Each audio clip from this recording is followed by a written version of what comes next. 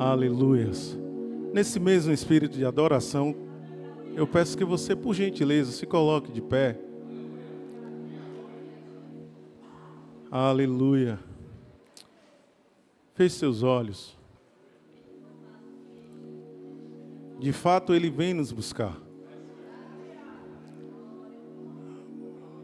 Mas a pergunta é: e se Jesus viesse agora? Se Jesus voltasse agora? O Senhor breve virá. O Senhor breve virá. Mas quantos de nós aqui nessa manhã podemos dizer Maranata? Porque quando você diz Maranata, você está dizendo: Senhor, eu estou pronto, eu estou te esperando para que o Senhor venha me buscar. Quantos nessa manhã podem dizer Maranata? Porque de fato Jesus virá. Jesus está voltando.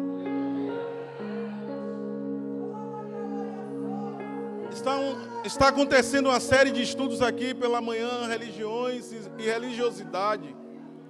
Hoje foi falado sobre seitas e heresias.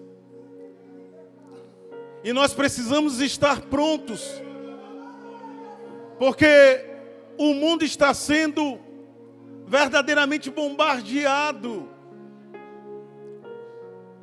por conceitos e valores que desvirtuam aquilo que a palavra de Deus diz. E nós, enquanto igreja, precisamos estar prontos para sermos aqueles que se colocarão como voz profética de Deus. Não para dizer, assim disse o Senhor, mas para dizer, assim diz a palavra do Senhor.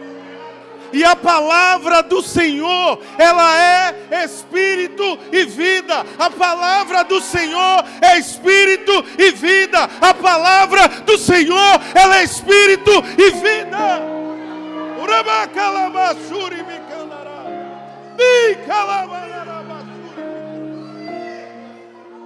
Aleluia. Aleluia. Aleluia. Há uma nuvem de glória sobre este lugar. Quantos queriam ter a oportunidade de abrir os olhos e dizer: obrigado, Senhor, pelo dom da vida. Obrigado, Pai. Aleluia. Aleluia.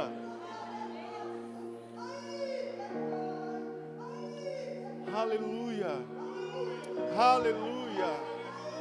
Oh, aleluia, aleluia, aleluia, aleluia.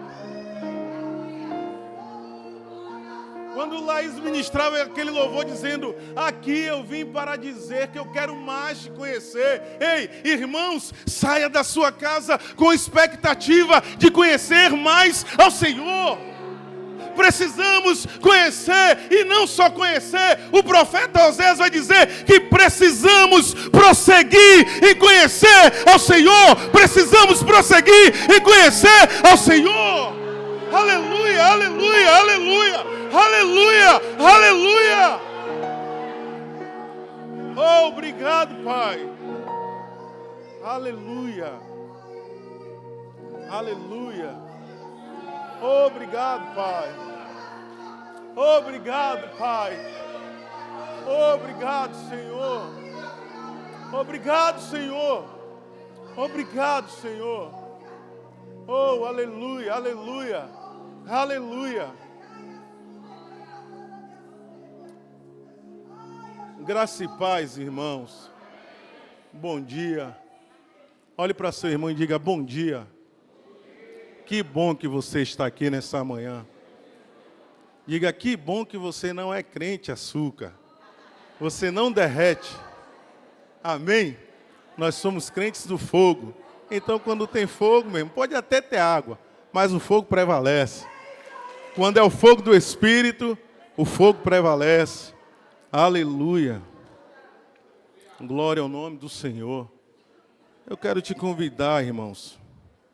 Louvo a Deus por mais esta rica oportunidade de estarmos aqui para louvarmos e bendizermos ao nome do Senhor, porque Ele é bom e porque a sua verdade dura para sempre. Por favor, abra a sua Bíblia no livro de 2 aos Coríntios, segunda carta de Paulo.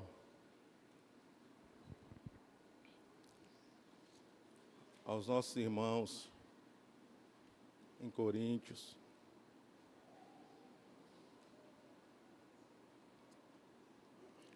Segunda carta, capítulo 10.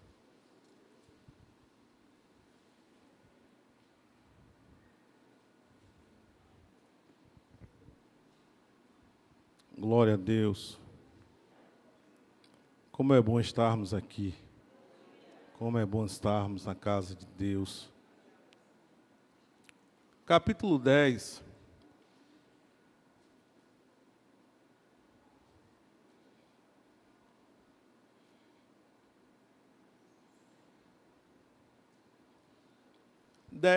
A partir do verso 1 a seguir.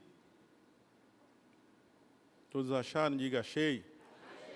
Quem não achou, venha para a escola bíblica, amém?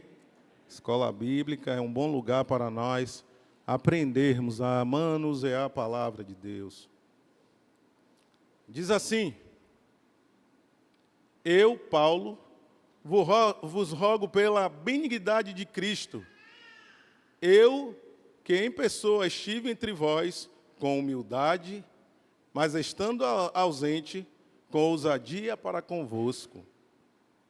Sim, eu vos rogo que, estando presente, não tenha que ser obrigado a usar com confiança da ousadia que terei contra alguns que nos julgam como se andássemos segundo os padrões carnais.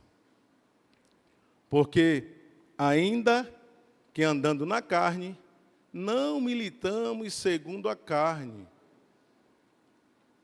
Porque as armas da nossa milícia não são carnais, mas são poderosas em Deus para a demolição das fortalezas, derrubando todos os argumentos de vãs filosofias, toda altivez que se levanta contra o conhecimento de Deus, e levando cativo todo pensamento à obediência de Cristo.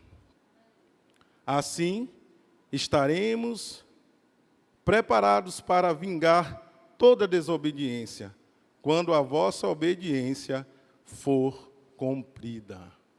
Pai, obrigado, Senhor. Obrigado, Pai, pela Tua palavra aqui ministrada, que o Senhor trouxe ao nosso coração para esta manhã. Que mais uma vez eu diminua, eu desapareça, e que o Senhor cresça, e que o Teu nome seja glorificado, e que a Tua palavra, Senhor, ache guarida em nossos corações, para cumprir o propósito para o qual o Senhor as designou. Te louvamos no nome de Jesus, e aqueles que creem digam amém. Amém. Aleluia.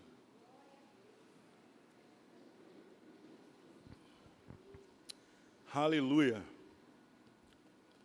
Amém, irmãos? Aqui estamos diante de um dos apóstolos, depois de Cristo, que não andou com Cristo,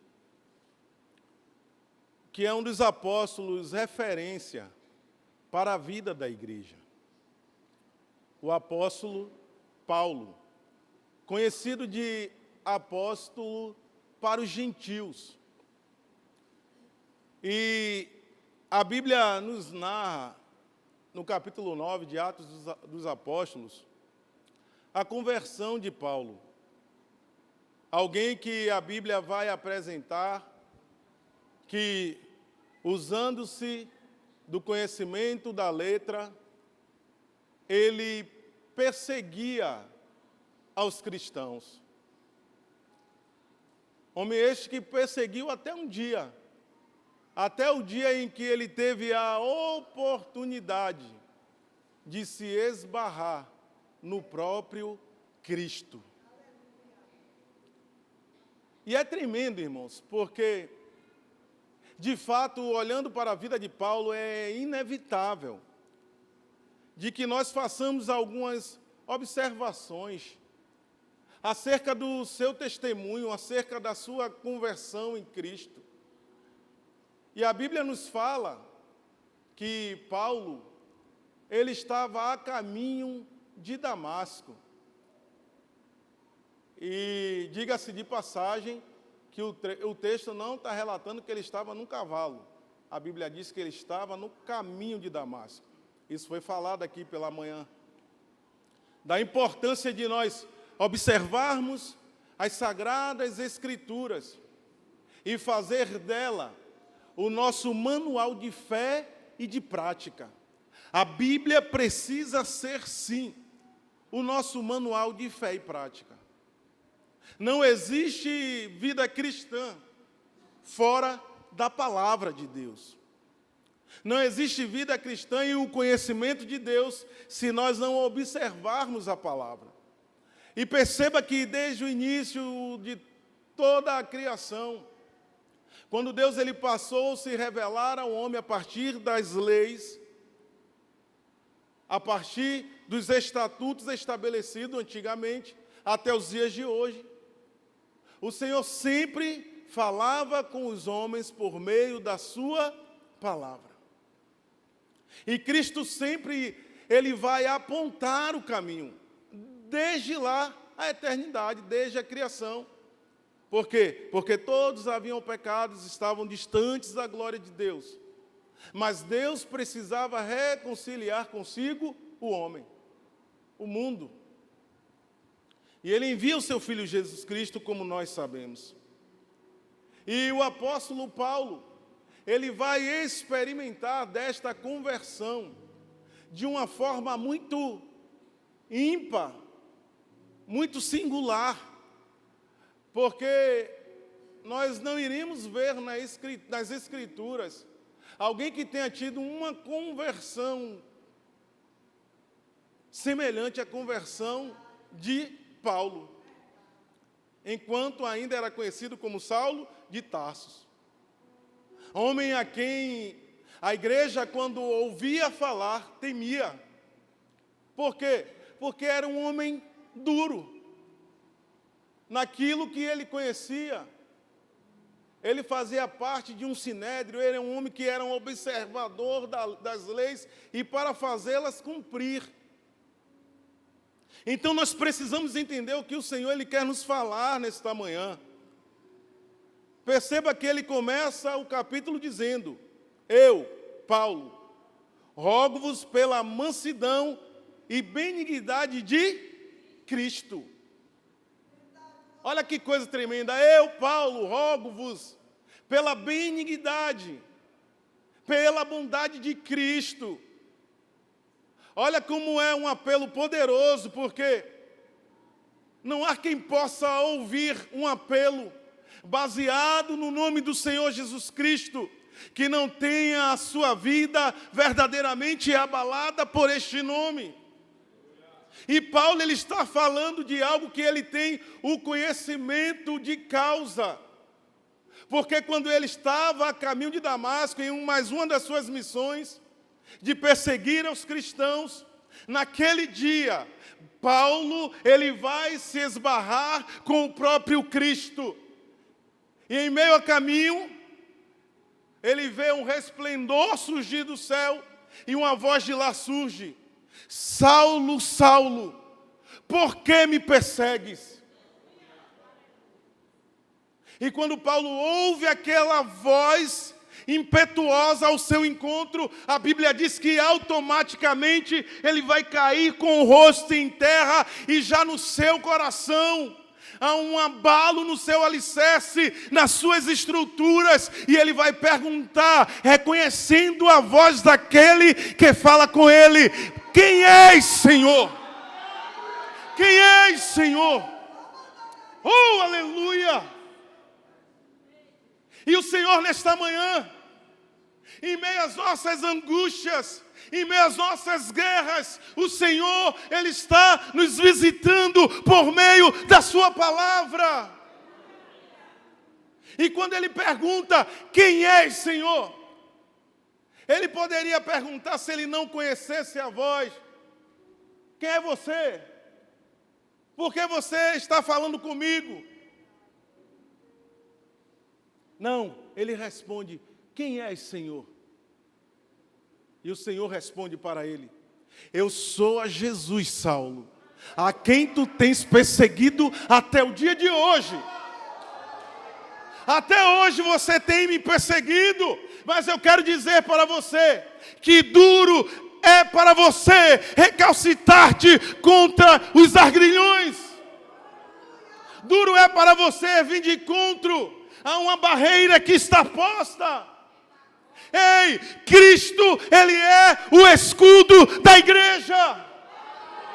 O Senhor é o alicerce que verdadeiramente fundamenta a vida da igreja. Portanto, nós precisamos nos render a esta voz, a este senhorio.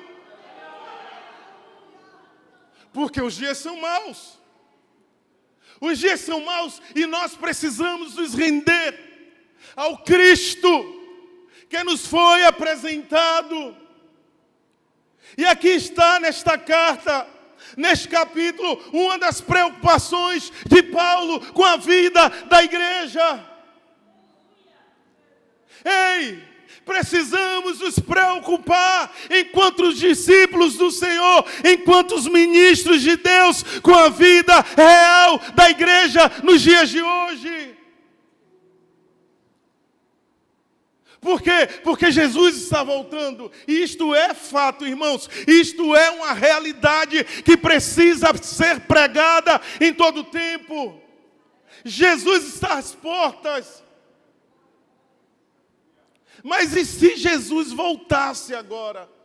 Pergunto novamente. Como estaríamos? Como estaria o nosso proceder? Aqui Paulo ele vai nos ensinar como devemos conduzir a nossa vida na presença do povo de Deus. E muito mais na presença daqueles que não servem a Deus. Daqueles que não servem a Cristo. As nossas vidas precisam ser um parâmetro. Precisa ser o limite que as pessoas precisam para conhecer um pouco acerca de Deus. Porque o mundo que aí está não tem o conhecimento de Deus.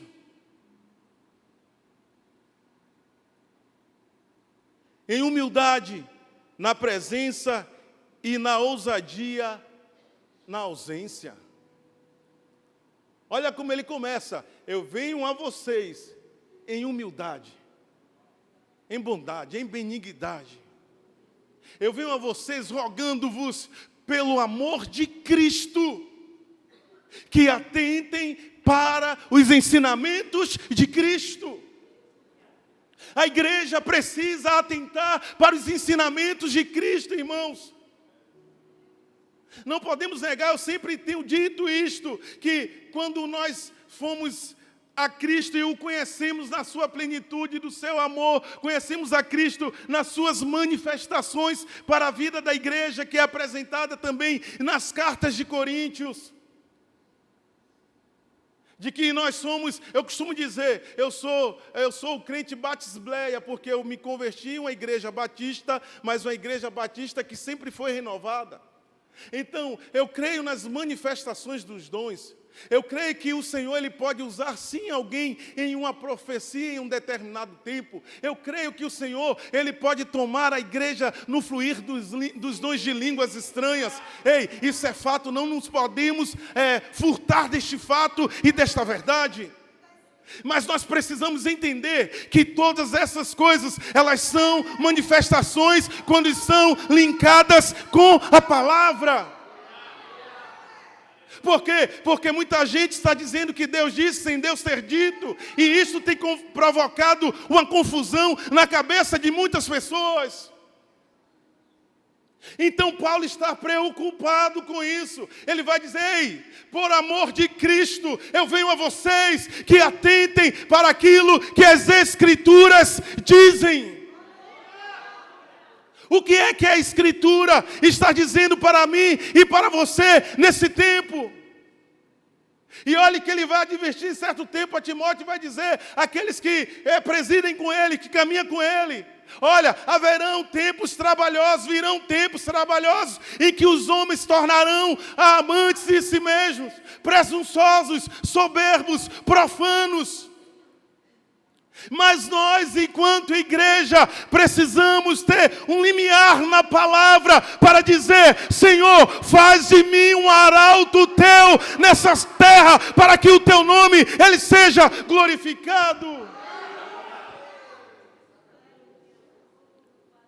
Aleluia.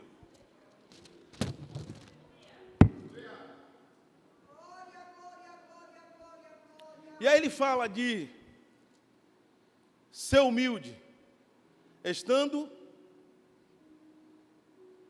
na presença e com ousadia na ausência.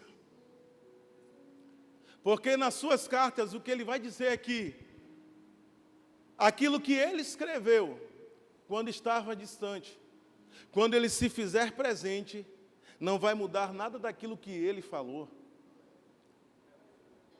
Ele vai precisar permanecer naquilo que ele aprendeu como fundamento. O Senhor, Ele está nos ensinando neste tempo, irmãos.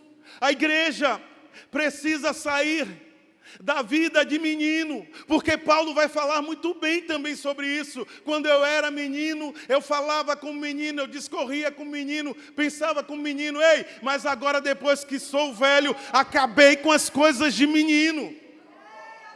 O crente, ele não pode ficar tomando leite a vida toda. Chega uma hora, ei, que é necessário comer mocotó. Por quê? Porque a caminhada, ela é árdua, ela é grande.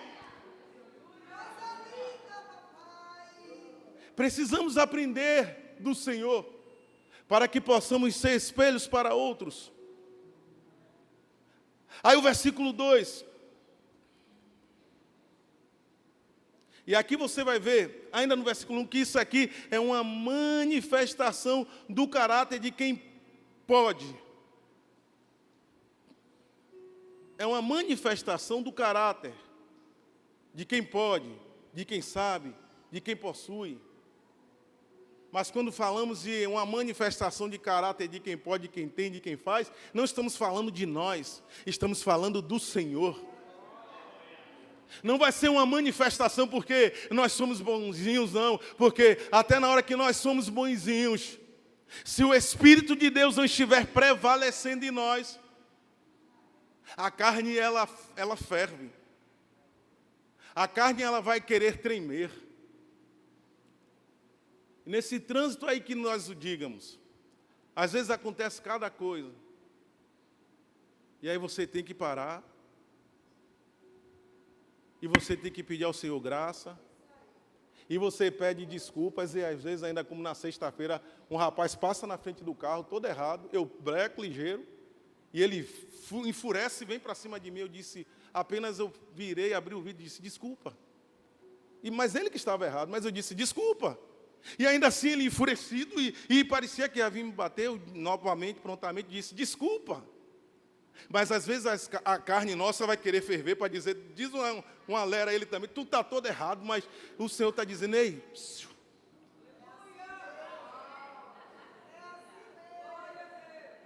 E ainda mais com aqueles, né? Tem gente quando se converte diz, eu não aguento ouvir um A que eu digo o beabá todo. É, meu irmão? Pois Jesus vai te ensinar a ouvir um beabá, o de A a Z, com direito a W, Y e vai, é sim, cá. E você ficar, ó, calado. É como mamãe dizia, né? E papai, quando tomava os coros pequenos, calado, entupa. Ai, tá doendo, mas entupa. Engole o choro. Eu até hoje não entendi essa parábola, viu, Léo? Essas parábolas assim, só pai e mãe aprendeu com Jesus, né? Engole, entupa. Ei, mas é o Senhor nos ensinando. É o Senhor moldando o nosso caráter, a nossa natureza, a natureza do velho homem, que precisa estar subjugada à cruz de Cristo. Ei, precisamos nos levantar para anunciar as boas novas.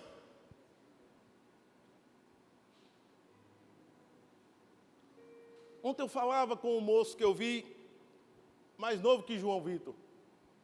Ele tinha 1 ano, mais ou menos, eu ia fazer quando eu conheci. Hoje é um rapaz de 30 e poucos anos. É mestre, formado pela UFBA. E aquele menininho que eu via e que eu dizia à mãe, chame seu filho de abençoado, abençoe-o, porque seu filho é uma bênção. Quando ela dizia, esse menino é danado, é retado. Não, esse menino é uma bênção. Libere palavras de vida sobre ele. Hoje é um rapaz que é mestre, já está caminhando para o doutorado na UFBA. Mas eu dizia a ele ontem, cheio de filosofias, cheio de palavras bonitas, e eu disse a ele, ei, as suas palavras de mestre, formado pela UFBA, não vai mudar aquilo que eu conheço acerca de Deus. Porque antes de você ser mestre, Jesus é mestre por excelência. Antes de você ser doutor, Jesus, ele falava na sinagoga para doutores da lei. Aleluia! Onde estão formadas as nossas convicções de Cristo? É disso que mais à frente você vai ver Paulo falando aqui. É Paulo defendendo aquilo que ele aprendeu do Senhor. Tem muita gente aprendendo do Senhor para degladiar com seu irmão, mas na hora de degladiar aí fora com o mundo, de pegar as ferramentas certas na hora certa e dar um basta na cara de Satanás, fica com medo. Aleluia! Ei, Satanás, você não nos furtará de falar a palavra do Evangelho. Não nos furtará, irmãos. Precisamos nos levantar na intrepidez, na ousadia do Espírito. E ele, cheio de razão, deixei ele se espalhar um bocado. Eu digo, vai se espalhando aí, que já já eu te junto. Não por causa de mim, mas por causa daquele que me chamou, irmãos. Aquele que nos chamou. Ele não precisa da nossa defesa, mas ele precisa que estejamos prontos a falar daquilo que é a verdade. E ele me ouviu depois. E ele me chama carinhosamente de Daco, desde gurizinho. E eu disse a ele, Paulo também era bem conhecedor da palavra, bem letrado, doutor. Mas no dia que ele se encontrou com Cristo, e eu dizia a ele, eu faço votos que você se encontre com Cristo. Você vai ter vontade até de rasgar esse doutorado aí que você aprendeu, da UFBA. A UFBA, não é que a galera da UFBA enche a boca, a UFBA.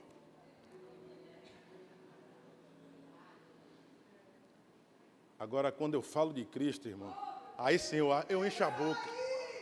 Aí eu, encho o peito. Cristo! Cristo! Cristo! Não há que resista este nome que está acima de todo nome.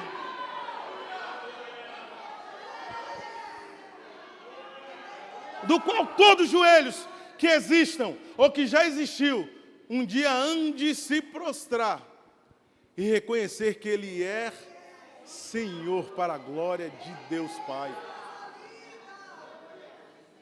Aleluia. Sim, eu vos rogo que, estando presente, não tenha que ser obrigado a usar com confiança da ousadia que terei contra alguns que nos julgam como se andássemos segundo os padrões carnais. Perceba, no grupo de 12 homens, havia um precipitado, um incrédulo e um traidor. Não era assim ou não era? Pedrão, precipitado sempre. Sempre mais na frente. Sempre querendo passar na frente de Jesus. Não, Jesus, porque eu. Não, não deixo não. Aí Jesus vem lá e sempre exagerado. Deixa eu lavar os teus pés, Pedro. Não, Senhor, meus pés? Não, meus pés tu não lavarás nunca. O Senhor lavando meus pés, eu tenho que te lavar os pés, Senhor. Jesus vai olhar e vai dizer, Pedro, se eu não lavar os seus pés, você não tem parte alguma comigo. Você não pode ser o meu discípulo. Pronto, Jesus, então lava aqui a cabeça, lava os pés, lava o corpo todo. É ou não é precipitado? Não é exagerado, não? Primeiro, Jesus não pode lavar os pés. Quando Jesus dá a ele a senha, ele diz, então lava a cabeça, lava meu corpo todo, me deixa limpinho, Senhor. Calma, Pedro, eu lavando os teus pés, todo o teu corpo estará limpo. Por quê? Porque Jesus está falando de algo espiritual, irmãos.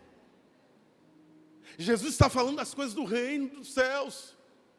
E a Bíblia vai dizer que as coisas do reino dos céus, elas se discernem espiritualmente. Não é nesse âmbito. Não é nesse nível. Nós somos do nível dos céus. Pelo menos devemos ser.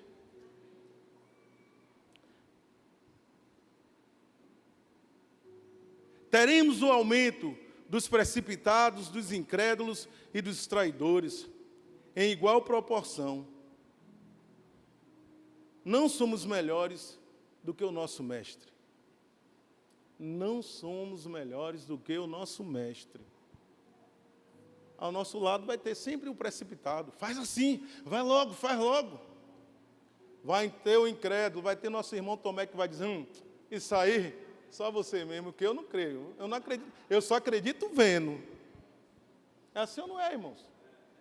Quantas das vezes, de repente, você vai compartilhar algo que está no seu coração com alguém, e às vezes alguém, até da sua confiança, alguém que você ama, que sabe que pode compartilhar junto, mas naquele dia ele não acordou com a natureza de Pedrão, precipitado, não. Ele acordou com a natureza de Tomé, dizendo, deixa eu tocar, como a gente baiana aí, o pessoal do sertão, deixa eu ver, deixa eu tocar aí nesse negócio, eu só acredito vendo.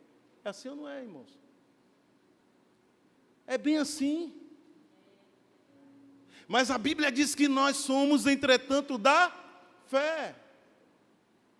O Senhor, Ele tem nos dado armas poderosas. Teremos que nos acostumar com estes tipos de problemas, sem permitir que eles tomem as nossas rédeas. Não pode tomar as nossas rédeas. As rédeas das nossas vidas o tempo todo devem estar nas mãos de Cristo Jesus.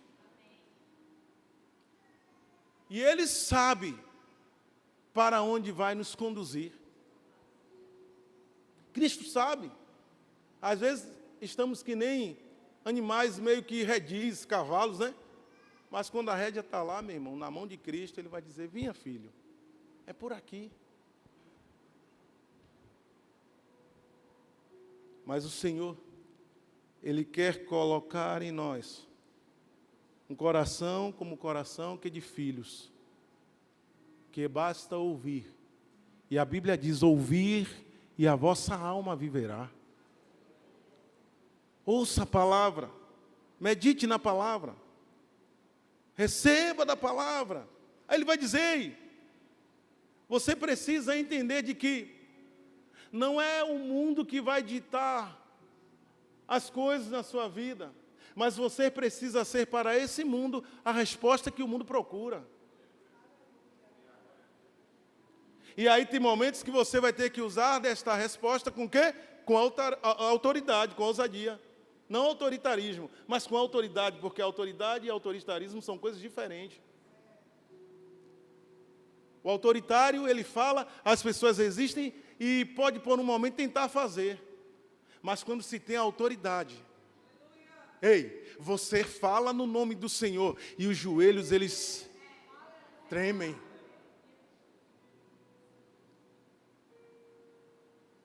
Eu tenho convivido no meio de homens, né, motorista na prefeitura, e você vê pessoas com comportamentos, com situações,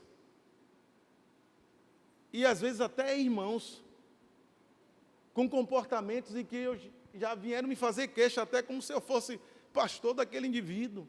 Pastor, chama esse irmão seu aí, dá uns conselhos a ele, porque eu vejo que o senhor é diferente, o senhor é crente mesmo, mas ele não. Irmãos, isso me dói tanto. E não porque eu me considere não melhor, jamais. Temos falhas, todos nós. Mas existem falhas que elas são deformidades de caráter, irmãos. Crentes com comportamento e que o ímpio olha e às vezes o ímpio que está lá tem comportamento melhor do que o dele. Aquilo que Jesus disse, né? O ímpio com obras de justo. Mas o desejo de Cristo é que os justos eles vivam com obras de justos. Não é porque tem ímpio com obras de justo e tem justo com obra de ímpio que você precisa ser esse justo. Eles somos justificados pela palavra, precisamos pregar a palavra com as nossas vidas. As nossas vidas precisam expressar o bom testemunho de Cristo. As pessoas precisam ver Cristo em nós, irmãos, sabe por quê? Porque todos os outros bons resultados em nossas vidas é concernente à vida que nós vivemos a partir da vida que Cristo deixou para que vivêssemos.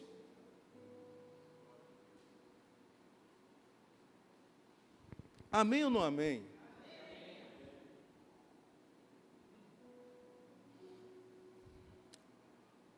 Os padrões da carne são regras de maledicentes, que julgam conforme elas. Mas olha o que vai dizer o verso 3. Porque ainda que andando na carne, não militamos segundo a carne. Olha o que Paulo está dizendo, ei, nós ainda andamos na carne. Mas a nossa milícia,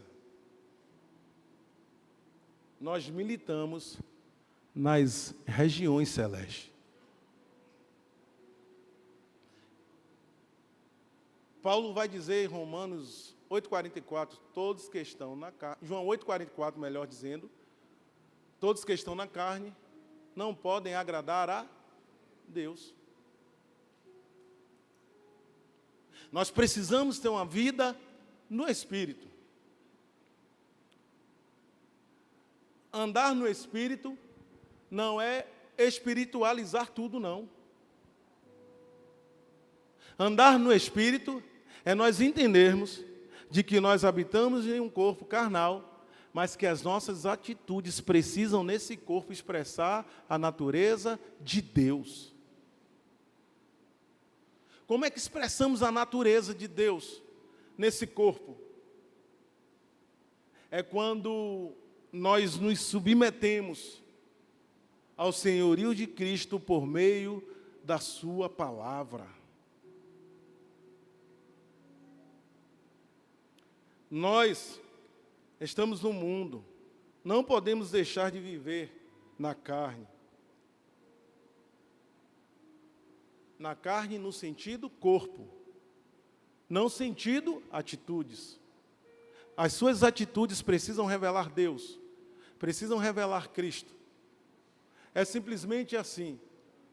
O ímpio, quando ferido, quando, né, um ente querido seu recebe a morte por alguém, alguém vai olhar e vai dizer, não, ele tem que morrer também. É aquela lei de Italião, olho por olho, dente por dente. Ah, matou, tem que morrer. E nós que temos a Cristo, entendemos sim que o pecado ele tem as suas consequências. E se não houver arrependimento, ele leva à morte. Mas aí Jesus vai dizer, mas o dom gratuito de Deus, o dom de graça da parte de Deus é a vida eterna, por Jesus Cristo nosso Senhor. E aí Paulo agora vem no verso 4 e diz, porque as armas da nossa milícia, elas não são carnais, mas são poderosas em Deus para a destruição, demolição de fortalezas. E quais são essas fortalezas? Derrubando argumentos e vãs filosofias, e toda altivez que se levanta contra o conhecimento de Deus. Ele está dizendo, as armas da nossa milícia, elas não são carnais. Aí quando nós vamos para Efésios capítulo 6, o verso 10 ao 17, estão ali as armas que estão dispostas para a vida da igreja, que estão à disposição para que a igreja utilize. As armas descritas em Efésios são as armas que o Senhor nos assegura que fazendo uso delas, nós seremos vitoriosos. As armas da nossa milícia, elas não são carnais, mas elas são poderosas em Deus. Ah, irmãos, se o mundo soubesse de que o Senhor Deus entregou para a vida da igreja uma arma tão poderosa. Até aqueles que detêm hoje armas de destruição em massas, porque hoje já tem várias armas nucleares aí, prontas. O mundo meio que parece que caminha para uma terceira guerra mundial, e as pessoas estão desapercebidas, perturbadas, temendo mais ao homem do que ao Criador. Por quê? Porque Deus sim tem o poder. Deus, ele é detentor de todo poder. E este poder, ele está dizendo que ele delegou a vida da igreja. Ei, a Bíblia diz que nós temos armas poderosas em Deus. Olha o que diz no livro de 1 João, no capítulo 5. Versículo 4, 1 João 5, 4, pois todo aquele que é nascido de Deus vence o mundo, e esta é a vitória que vence o mundo, a nossa fé. E esta é a vitória que vence o mundo, a nossa fé.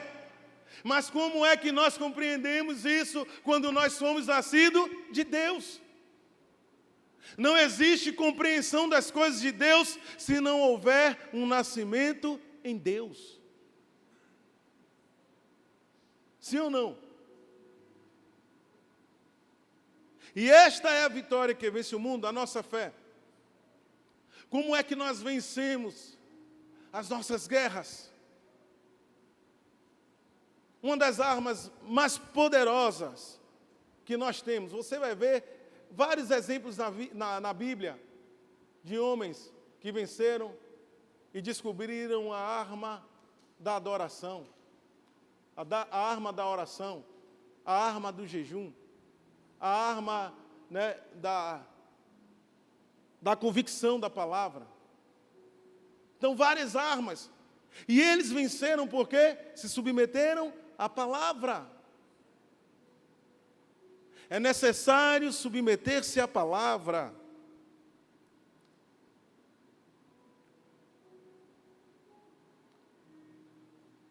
O mundo, ele não é vencido pelos poderosos. Há quem diga que as pessoas dizem, né? E há uma meio que uma verdade. Quando diz, fulano de tal, ele detém o poder no mundo porque ele tem dinheiro, porque ele... A Bíblia vai dizer que o sistema do mundo jaz no maligno. É verdade? É. O sistema que rege este mundo, ele é regido pelo maligno. Mas o poder, o domínio, a honra e a glória pertencem ao Senhor. Deus, ele continua detentor do poder do mundo. Deus tem nas suas mãos o poder para transformar a história, para destituir reinos e estabelecer reinos. A igreja precisa conhecer desse poder, se valer desse poder. E isso só é possível quando nós nos submetemos e obedecemos o quê? A palavra. Porque as armas das nossas milícias, elas não são carnais, mas são poderosas em Deus, para a destruição de fortalezas. E aí ele vai dizer, derrubando argumentos de vãs filosofias. Uma das fortalezas hoje no mundo, filosofias, narrativas de homens. Homens que viveram, muitos deles, e morreram nos seus delitos e pecados, mas que as pessoas abraçam e tomam como verdade sobre as suas vidas, mas são incapazes de olhar para a palavra de Deus e requerer de Deus a verdade que está descrita na sua palavra. Mas nem sempre a verdade de Deus para a sua vida, ela vai vir e vai se encaixar da maneira que você vai olhar, que você vai estabelecer, porque a palavra de Deus vai dizer que há caminhos que ao homem parecem direitos, mas o seu final são caminhos de morte. Logo entendemos também que o contrário ele pode ser verdadeiro. Você pode estar em caminhos que aparentemente é caminho que não vai dar em lugar nenhum, em que as pessoas não vão querer entrar por aquele caminho. Mas quando você conhece ao Senhor, quando você conhece a palavra e você submete-se a ela, o Senhor, ele se levanta ao teu favor.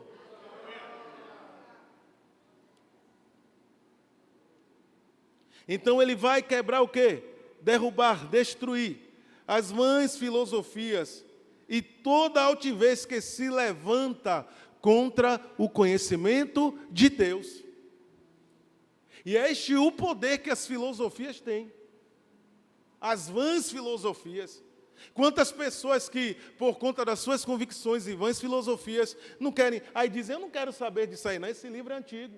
Foi o que o Cabra veio me dizer ontem, ele se atrapalhou todo. A Bíblia é um livro de religião que só tem 2000 anos.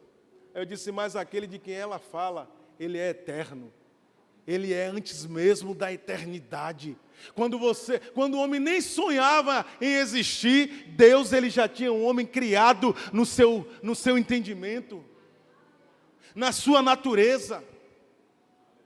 É como se a Bíblia é um livro, porém antigo, mas é ultrapassado, é um livro assim, é assim que rege as vãs filosofias. Mas o livro que verdadeiramente expressa. E eu disse, tudo isso que você está vendo no mundo aí hoje, está vendo? Quando você vai para a Bíblia, antes mesmo que muitas coisas acontecessem, não já está acontecendo? É ou não é? Eu disse, e a ciência? A ciência surgiu de quê? Foi do nada? A ciência diz que o mundo surgiu de uma explosão chamada Big Bang. E aí vai dizer muitas coisas, muitas vãs filosofias. Mas a Bíblia vai dizer que o mundo era sem forma e vazia, e o Espírito de Deus já pairava sobre a face das águas. A Bíblia fala que Deus lá no início, antes que nada houvesse sido formado, Deus já conhecia. Esse é o Deus que nós servimos. E aí Paulo ele quer nos levar de que essas fortalezas que hoje existem, essas vãs filosofias, elas sejam destruídas da mente daqueles que não conhecem ao Senhor. E isso você faz, não é com força, não é com violência, mas é pelo Espírito. Porque quando a palavra é pregada, irmãos, o Espírito se move. Às vezes você não vai nem abrir a boca.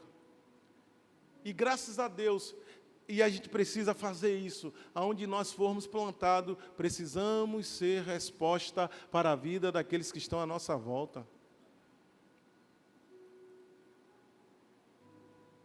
E aí naquele discurso de que a gente respeita, é verdade, a gente respeita. Aí eu disse a ele, em determinado ponto que eu vim abordando ontem com aquele rapaz, eu disse a ele, o fato de eu respeitar o que você pensa ou o que você quer ser, não quer dizer que eu concorde com isso. Meu primeiro embate nos primeiros 3 meses de estudo do direito na sala de aula com mais de 60 alunos foi: é verdade que estamos aqui para estudarmos a Constituição que rege o território brasileiro, mas eu tenho uma Constituição que rege a minha vida.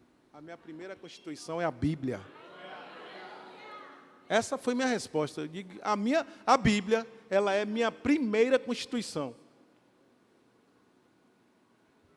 Porque, irmãos, precisamos sair desses discursos de que, eu concordo, é porque é assim mesmo. Não, irmãos, você concorda, mas o concordar não quer dizer que é uma verdade. É isso que o diabo quer plantar. Isso aqui você tem que concordar, e nesse concordar te empurra a goela abaixo. Não, Satanás. Nós não podemos nos furtar de falar da verdade. O que nós não podemos é obrigar ninguém a nada. Sexta-feira, na quinta, um colega estava... E sempre que tem aniversário, tem um mural lá, sempre tem um colega que está fazendo aniversário, eu digo, você aceita que eu faça uma oração por você? Isso eu só fiz uma vez. Na primeira mês que eu estava lá, que eu cheguei, tinha alguém aniversariando, eu digo, posso orar? Vamos orar para o nosso colega? Você aceita, colega? Pode sim, pastor.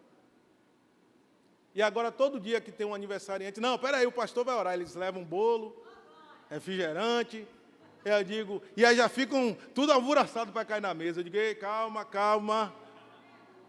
Nós vamos orar pelo nosso colega. Na quinta mesmo, tive uma experiência tremenda.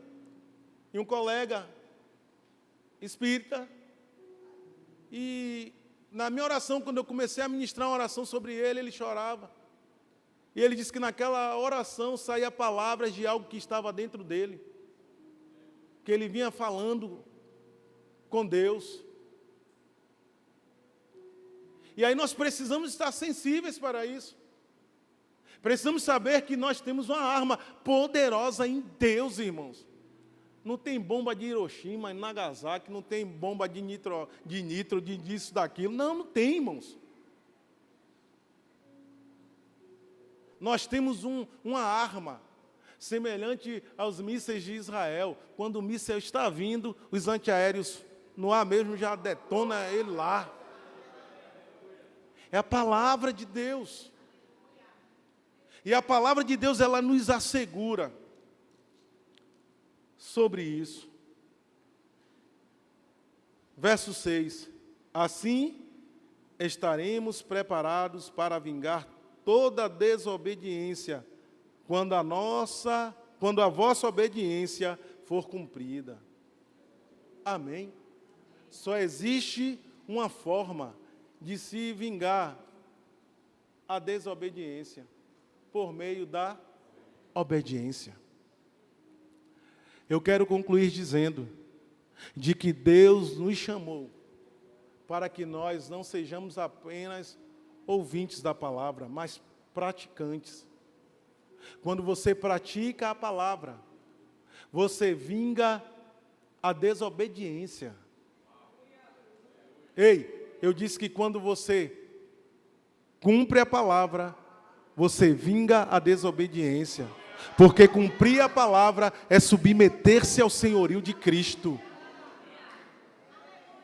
Portanto, que a tua obediência à palavra Seja resposta de Deus para aqueles que estão à sua volta. Mesmo que ainda aqueles que estão à sua volta não consigam entender, compreender o que é que Deus está fazendo através da sua vida. Amém ou não amém? Decida tão somente obedecer. Obedecer, muitas das vezes, não é fácil.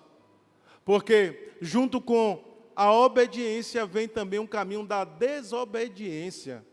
E muitas das vezes o caminho da desobediência parece ser um caminho mais fácil. É assim ou não é? É bem assim. Às vezes parece que aquele caminho que é, não, mas aqui é só um jeitinho. Não, isso aqui não tem nada a ver, não. Ei, tem a ver sim. Por quê? Porque nós não somos deste mundo, nós somos de lá. Nós somos concidadãos dos céus. Portanto, queremos nos submeter ao senhorio de Cristo. Que o Senhor nos ajude.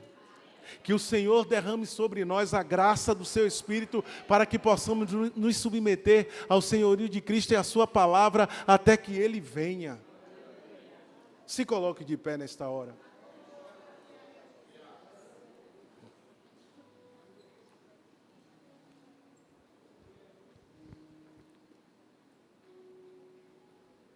Eu gostaria de orar por você nessa manhã, antes de nós fazermos as demais liturgia do culto. Quero orar por você. Você que verdadeiramente está enfrentando algumas guerras, em que essas guerras você não tem tido discernimento como vencer. Mas eu quero te dizer que só existe um caminho de você vencer toda e qualquer guerra, submetendo-se à palavra. Apenas submetendo-se à palavra. Eu quero que você saia do seu lugar rapidinho, vem aqui na frente, eu quero orar por você. Venha depressa. Venha depressa. Tem guerras que parece que vão nos sucumbir, não é? Tem guerras que parecem que vão nos devorar vivos. Mas nessa manhã, o Senhor Ele tem nos dado armas poderosas. Chegar em casa, leia Efésios capítulo 6, do 10 ao 17.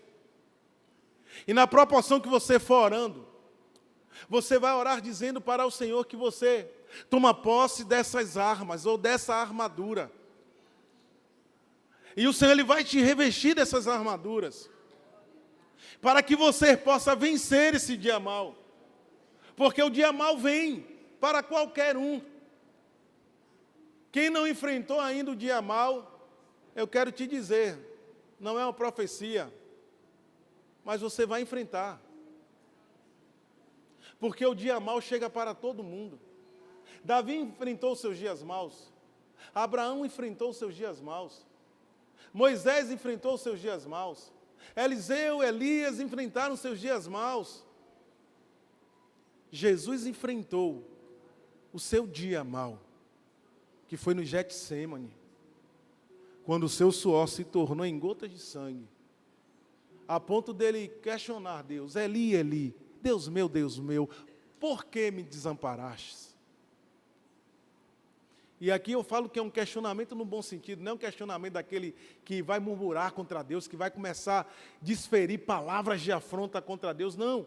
Cristo só queria apenas, enquanto o Cristo homem, pedir ao Senhor ali naquele momento o reforço necessário para ele passar por aquele momento.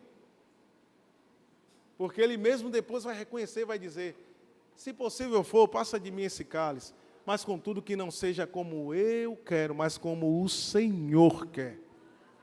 Você que está aqui na frente, feche seus olhos, curve a sua cabeça, coloque a mão no seu coração, e a mão no teu coração, ela vai alcançar cada lugar do seu ser, que precisa ser visitado pelo Senhor nesta manhã. Pai, queremos nesta hora, Senhor, na autoridade que há no nome de Jesus, te apresentar a cada um dos teus filhos aqui na frente. Ó Deus, que vieram aqui apresentando diante do teu altar as suas guerras, as suas dificuldades, as suas limitações. Pai, queremos te pedir que tu és, Senhor, o nosso protetor, o nosso ajudador. Ó Deus, queremos te pedir que o Senhor nos dê um coração ensinável, Pai, para aprendermos do Senhor, Pai, para que possamos resistir o dia mal. Que a tua palavra, como disse o salmista Davi, venhamos esconder no nosso coração, para que não venhamos pecar contra ti, pois somente por meio da tua palavra, revestidos da tua palavra e do teu poder, Senhor, nós podemos, Senhor, alcançar a vitória que está preparada antes mesmo da fundação do mundo. Queremos nesta hora te pedir, Senhor, sobre a vida dos teus filhos, sobre a vida das tuas filhas aqui na frente.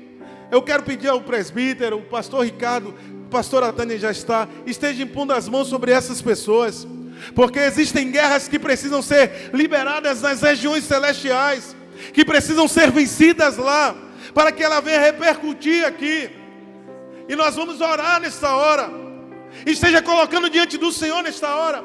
A Bíblia vai dizer que Daniel já orava ali por 21 dias, e de repente, em meio àqueles dias de oração, que parecia que nada ia acontecer, de que ele não iria vencer, ele sairia do seu lugar de oração, de consagração, sem resposta.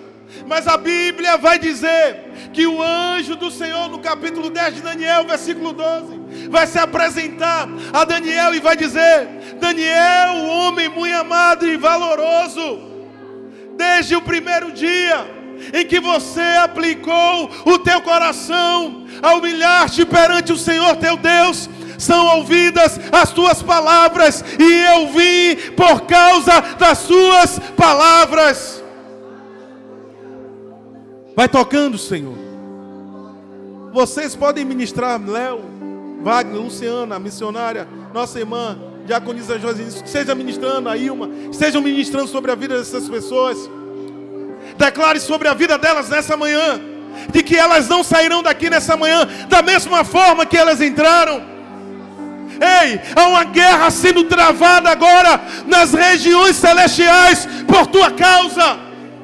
E nós nos levantamos como voz profética de Deus para dizer que nessa manhã você não vai sair daqui da mesma forma que você entrou.